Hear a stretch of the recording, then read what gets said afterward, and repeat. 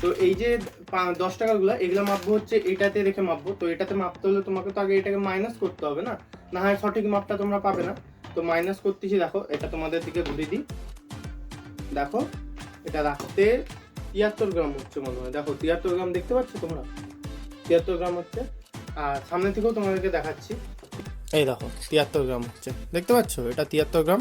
তো গাইস এবার একটা একটা করে এখানে কেটে কেটে দেখবো, তারপর কেটে নিয়ে এবার